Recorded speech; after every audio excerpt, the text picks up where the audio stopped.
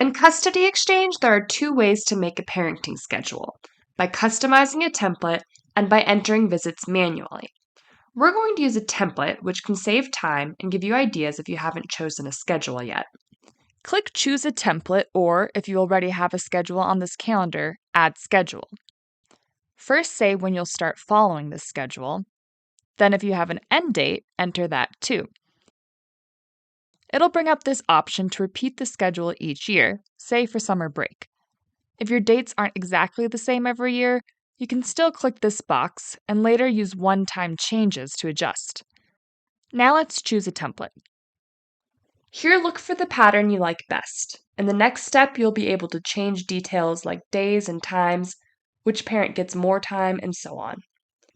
If none of these resemble what you want, you can choose Custom Repeating Rate or close this box and enter visits manually. I like the idea of having my child for 3 days one week and 4 days the next, so I'll pick this template.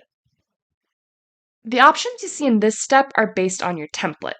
For instance, I can set when the long weekend stay begins, and the app adjusts all the other exchanges to keep my 3-4-4-3 pattern.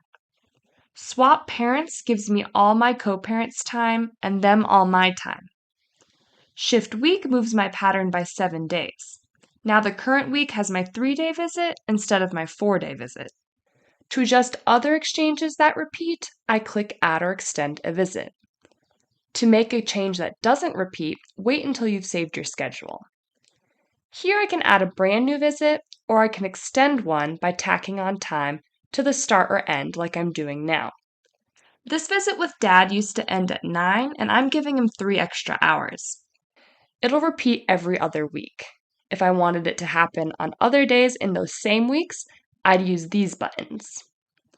When you're all done adjusting your repeating schedule, click Save. And here's your schedule. To add holidays, one-time visits, or make different edits, see our other videos.